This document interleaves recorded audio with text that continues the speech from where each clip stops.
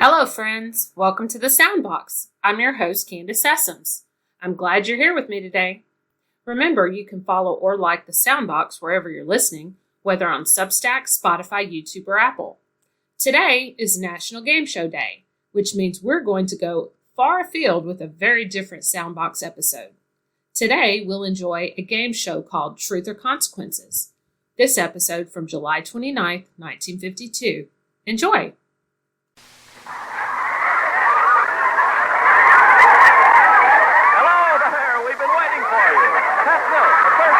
Milk presents America's #1 fun game, Truth or Consequences, with Ralph Edwards.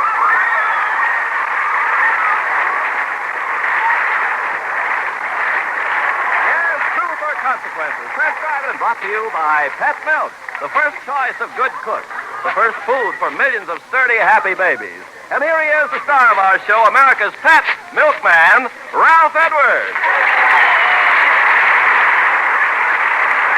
Thank you, Tim Carpenter. Hello, everyone. Here we are in good old Chicago, a city we love. Yeah, this is the night.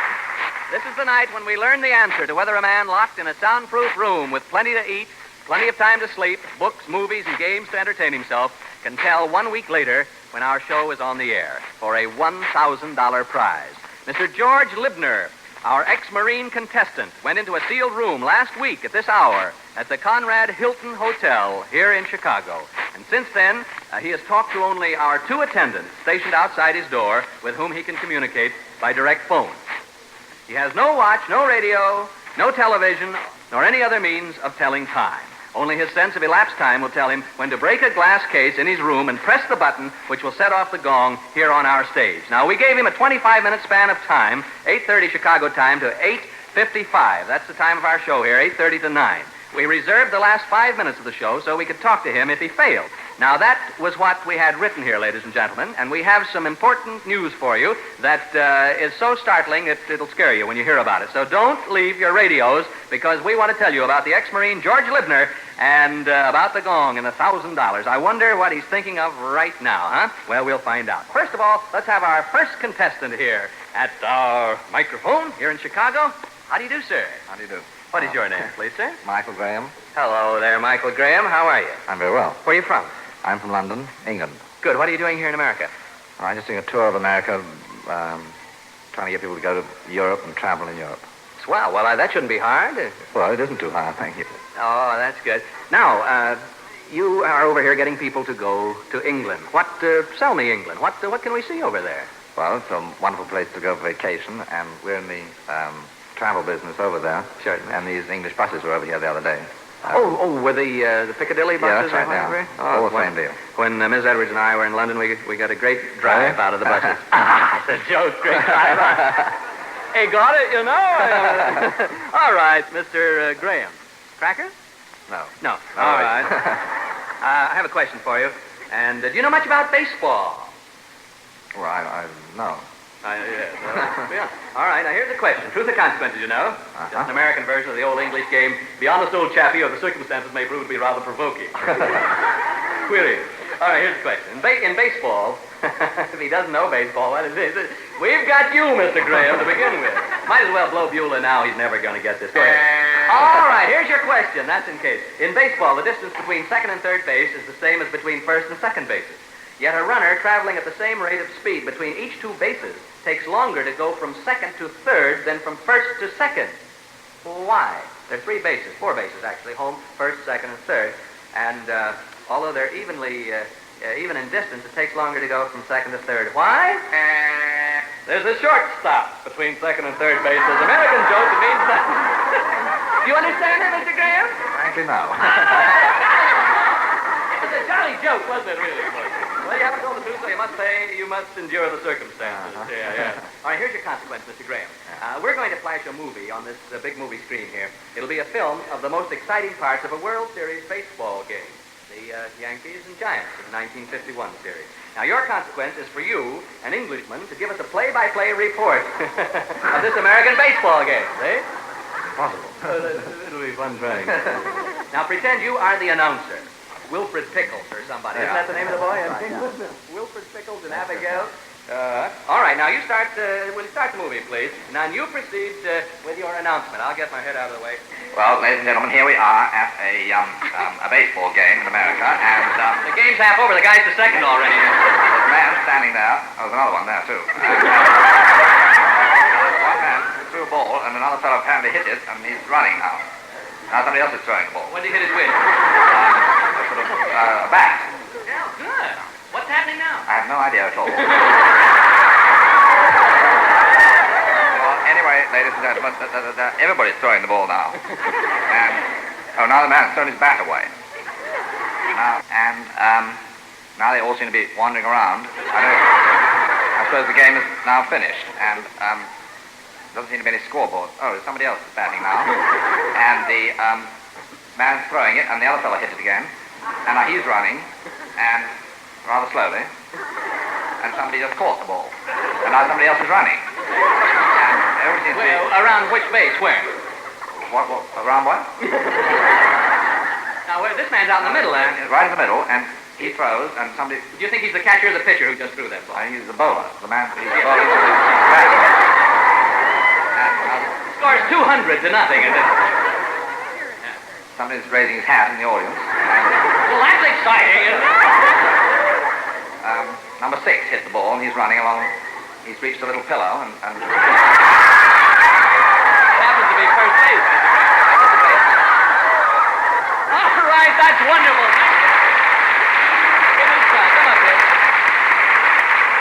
Come on, give him a hand. Real slow. Well, it wasn't exactly cricket of us, was it?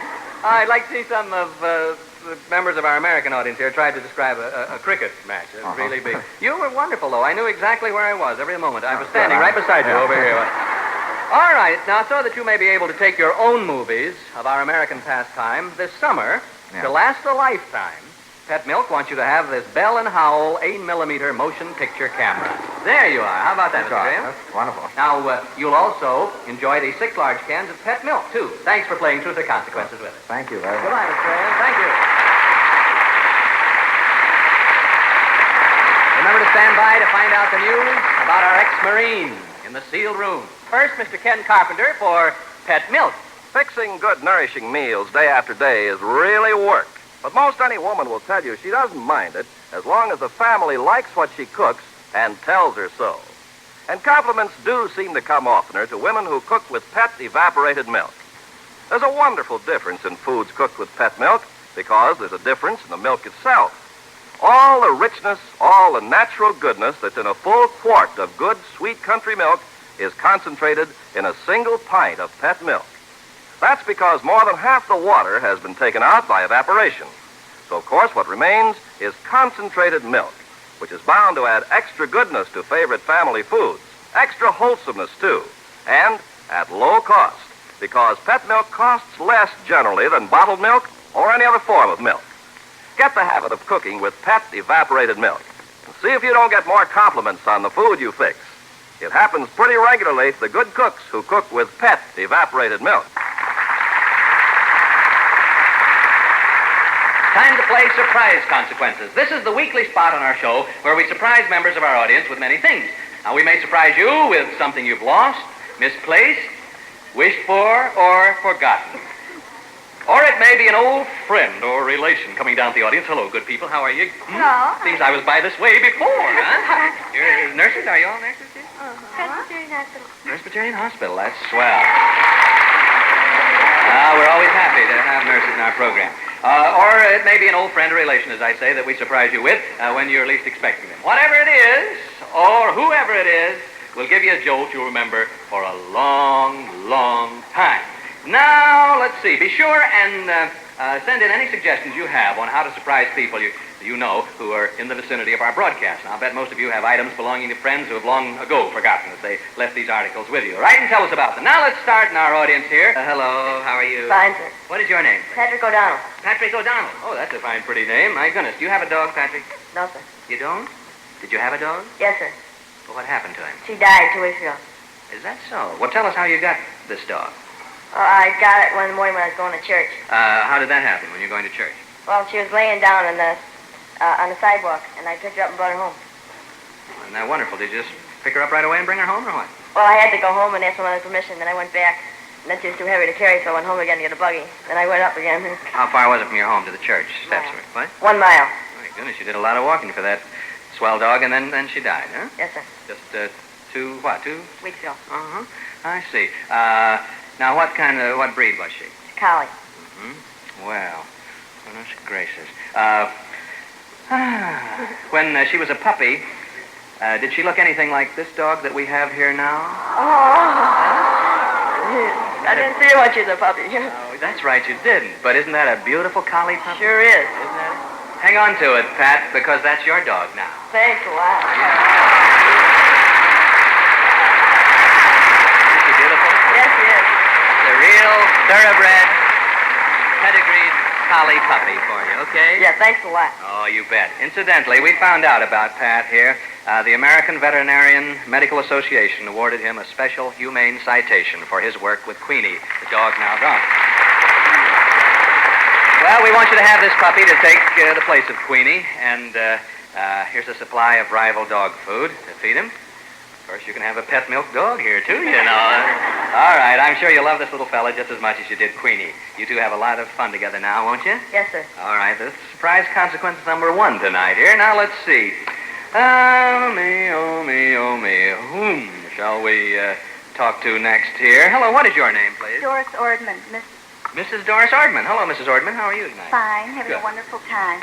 Good. Yeah, it sort of gets to be like a family party, truth of consequences, after a while, doesn't it? Mm-hmm. All right. Are we going to surprise you tonight, I wonder?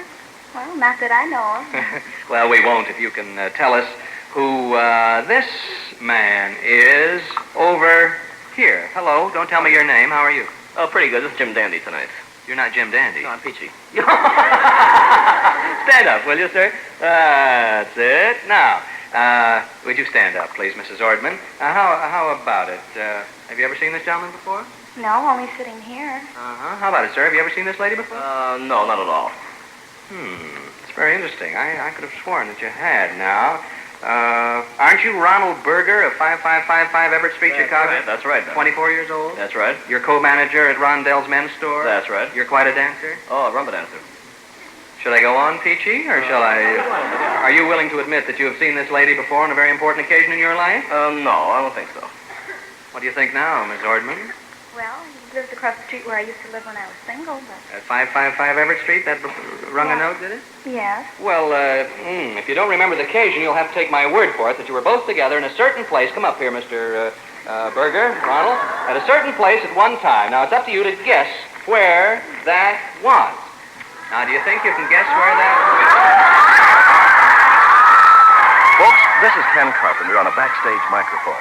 Mr. Berger and Mrs. Ordman spent several days together in the Close your nursery eyes. of the Michael Reese Hospital where they both were born years ago. Let's join Ralph again and see if they've caught on yet. Now, quiet, please, now, folks. Let's see. Now, where do you think it was? Well, maybe in high school or around the neighborhood. Where did you go to high school? Hyde Park High. Well, what about that? Tilton Tech, all boys. Where do you think, Ronald? Trying to think. Couldn't have been, New York, could it? Well, last time I was there was a long time ago in 1947. This goes back further than that, I think. Well, she was dressed a little differently at that time. Couldn't have been, O'Keefe Grammar School, could it? No, I went to Bret Harte. Well, how do you like that? What is your birthday? May 29th. You want the year? If you don't mind giving it. 1928. What is your birthday? March 17th, 1928. Well, it's about March, April, May. Yes, that's right. They're about a 2 months different. Now, that takes us back quite a ways. Yeah, it does. It reminds me of, I was very young at that time. Yes, you remember. Let's see. Now, can you guess now, Miss Ordman?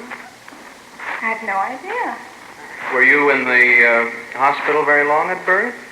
About a week or 10 days, 2 weeks possibly. Undetermined period of time, you know. Were you a premature baby? Yes, I was. Were you a premature baby? Yes, I was. How long were you in the hospital? I think 2 months. I don't remember. See, that's the way it lasts over there. Does it, have you got any idea now where you met? Yeah, you look very familiar now. I knew you would recognize her if we kept up. What do you think, Ronald? Well, actually, still trying. Offhand, I just can't place it, though. What hospital were you? Michael Reese. What hospital? Michael Reese. The Infant's Aid Premature Nursery, Michael Reese Hospital? That's right. I don't know. I can tell you, that's so. That's where you knew each other. You were both in the same nursery together. How do you feel, Ronald? I feel wonderful. All right. Well, now, wait a minute. That's only part of your surprise consequence. You folks run up on stage. Don't go too fast. A little warm here in Chicago this evening. Right up on stage there. That's it. Go right on. That's fine. He's waiting for the other baby to go on up. He was a very polite little baby. That's it. And open our pet milk door of surprises. Now, here we are on the stage in front of our door of surprises. Come over and open it, and let's see what's waiting behind it. Shall we? Come on over here, good people. Yes, let's just open it now. And here we are. Who's coming out here? Oh, a very charming lady. My goodness, how do you do? Hello. Hello, Doris. Hello, Ronald. You've certainly changed since I saw you last time. Changed since you saw you last time. I wonder who she is. Do you recognize her? No. Do you recognize her, Ron? Not at all, no. Not at all, huh? Well, at one time she chaperoned you. This lady is very important in both your lives now. I understand that you gave them the air, as a matter of fact. Yes, and I kept them warm and cozy, too. Well, we can begin to guess, can't we, who it is, right? Somebody at the hospital? Yes, this is the doctor's assistant, Miss Evelyn Lundeen, in charge of the Infant's Aid Premature Nursery, who, with Dr. Julius Hess, brought you two into this world. Isn't that an interesting thing? Over there at the Michael Reese Hospital. Oh, me, oh, my. Now, both these babies were premature babies, is that right? Yes, they were. Were they good little babies? Well, occasionally. All right. One big reason that we wanted you here on the stage, Miss Lundeen, is because of the tremendous advancement in the work of premature babies. Tell us a little bit about that and the advancement made. Well, when Ronald and Doris were in the nursery, we had much higher mortality than we do now, and it was about 60%. For now, it's about 25%. Dr. Hess, a very eminent pediatrician, was interested in the care of premature babies. He, in turn, interested a group of women, and this group of women is now known as the Infant's Aid Society of Chicago. They have a group of 1,200 women, and they have raised about $200,000, not only for this station, but for other stations in the city. How wonderful. Maybe this will inspire other groups to get together and help in other hospitals. Well, we tip our hats in salute to all the doctors and nurses of this land of ours, tireless guardians of our nation's health. And we want to say hello to all the fine representatives from Michael Reese Hospital here this evening, the nurses, from Cook County Hospital, from St. Anthony's Hospital, and the Presbyterian Hospital. And, well, we certainly appreciate your help in coming over here, Miss Evelyn Lundeen, and congratulate you on your tremendous work. We would like, Pet Milk would like you to have this Bulova Academy Award wristwatch as a little memory token of your coming here. Thank you. We hope you'll enjoy it there as much as many of the babies you have brought into the world have enjoyed Pet Milk. Thank you. And for each of you two babies, we have your... How are you, baby? Wonderful. Is your husband here tonight? Yes, he is. Oh, yes. Now, Mrs. Bergman, we want you and Mr. Berger here to have your choice of any of the Westinghouse small appliances. You can be sure if it's Westinghouse. To use with your new appliances, here are 6 large cans of that wonderful Pet Milk. Thank you for being our surprise guest tonight. Thanks, and happy consequences. Thanks a lot, Ralph. Thank you, Ronald. Goodbye.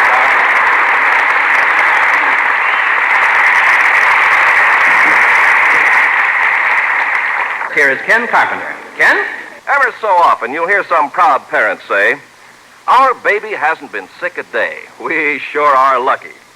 But believe me, that isn't just luck. Usually it means that a good mother is following the advice of a good doctor. And today, more and more baby doctors are recommending evaporated milk, Pet brand. Doctors know that the one food which does most to help a baby grow sturdy and strong is milk. And no milk you can buy is better for babies than Pet evaporated milk. To make sturdy, steady growth, to build strong, straight limbs and sound teeth, a baby needs the minerals of good whole milk combined with just the right proportion of vitamin D, the sunshine vitamin. And that's what a baby gets in Pet milk, in safe, easy-to-digest form. The one lucky thing about it is that parents can buy Pet evaporated milk for less, generally, than they'd pay for ordinary bottled milk.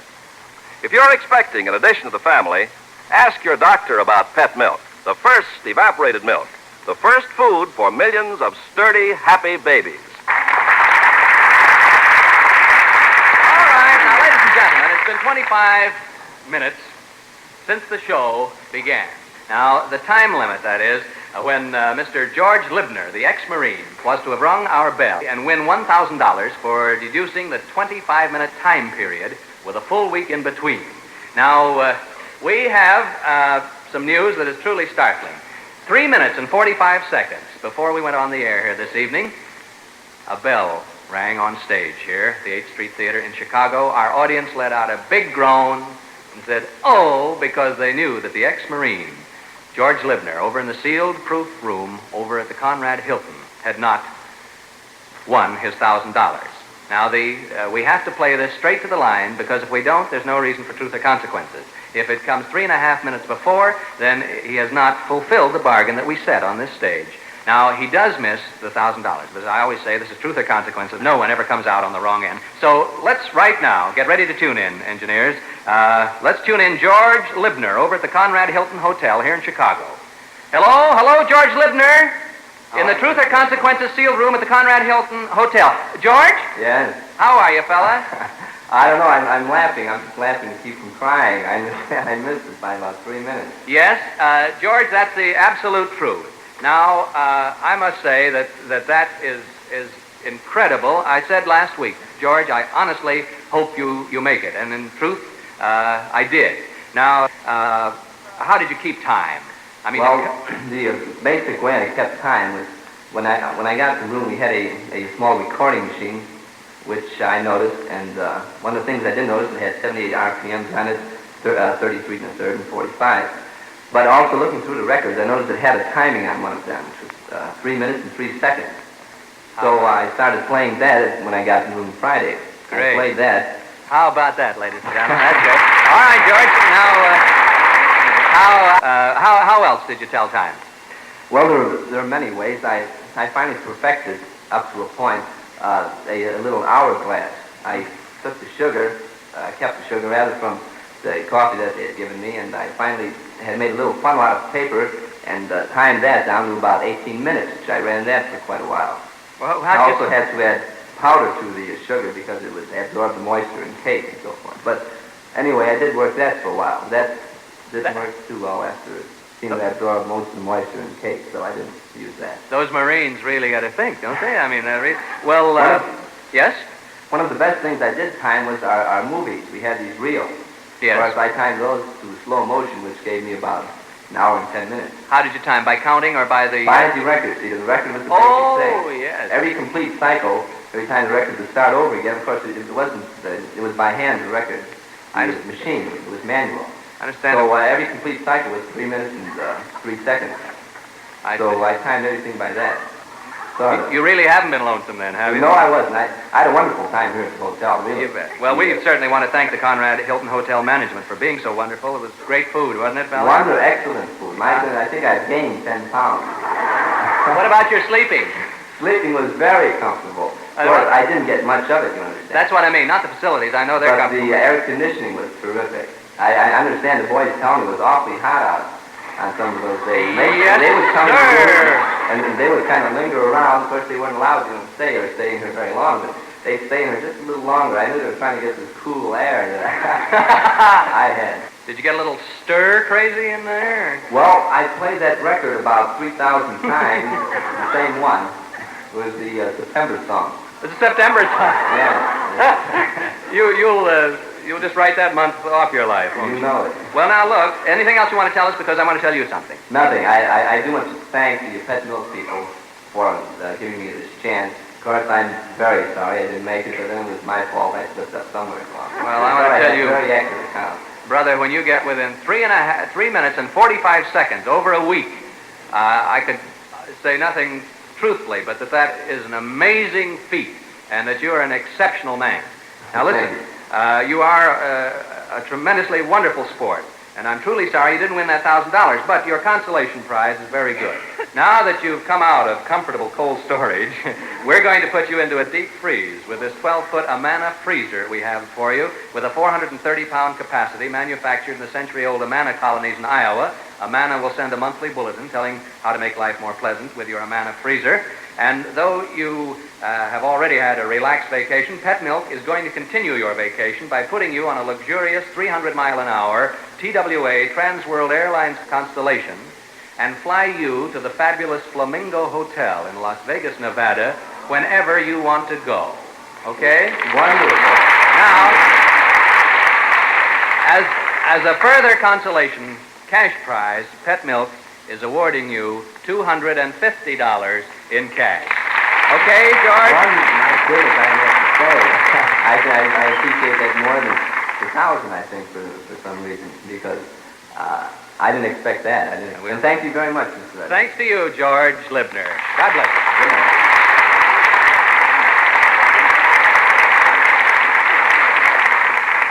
Well, there you have it, ladies and gentlemen. This is our second show from Chicago. We wish we could stay on a long time with these swell Chicagoans. I really mean that. But we push on to another city we love, San Francisco, for next week's Truth or Consequences show. And in that city, we're going to launch a mystery man who may be walking up to your home somewhere in the United States and inquire as to whether or not you can identify him. $500 if you do. Now listen for the knock of the Truth or Consequences mystery caller next Tuesday. There'll be more surprise consequences, too, played on the people of San Francisco. In the meantime, keep using that wonderfully rich, evaporated Pet Milk in your daily menus. And don't forget to take a plentiful supply along on that camping trip you're planning this summer, too. Believe me, there'll be plenty of it on my pack horse, and I go fishing in the high Sierras next month. Well, we'll see you next week, and the Truth or Consequences mystery caller may see you. Good night, everyone. Good night. Thank you, Chicago. Truth or Consequences with Ralph Edwards has been presented by Pet Milk, the first evaporated milk, the first choice of good cooks, the first food for millions of sturdy, happy babies. This is Ken Carpenter inviting you to tune in again next Tuesday evening over these same NBC stations for another hilarious and heartwarming half hour with your pet milkman, Ralph Edwards, and Truth or Consequences.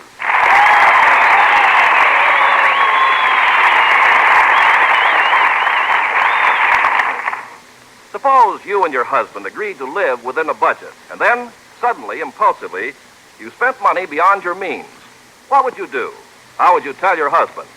That's the problem facing young wife Sally Carter in Pet Milk's Mary Lee Taylor's Story of the Week next Saturday morning. Right after the story, you'll hear a new recipe to help stretch your food budget.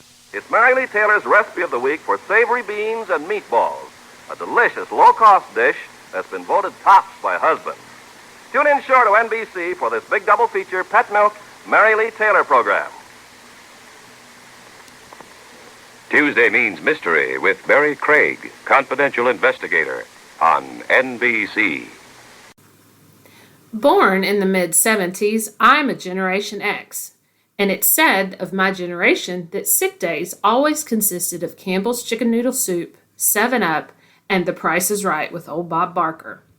Honestly, that's true. Game shows started hitting radio and television in the 30s. Thanks again for listening to the Soundbox today. Be sure to check in next time, where I'll be back with another dash into the past. Imagine a place that's perfect for you. A sleuth's delight, where every mystery is superbly cozy. A reader's paradise, where romance is always sweet. You don't have to imagine, friend. That place is here, and you can step right inside today. The Cozy and Sweet Bookstore is where you want to go for all your mystery and romance reads. Plus, many authors offer deep discounts on bundles. Visit www.cozyandsweet.com. Cozy and Sweet Bookstore. Mysteries, romance, and treats from your favorite authors.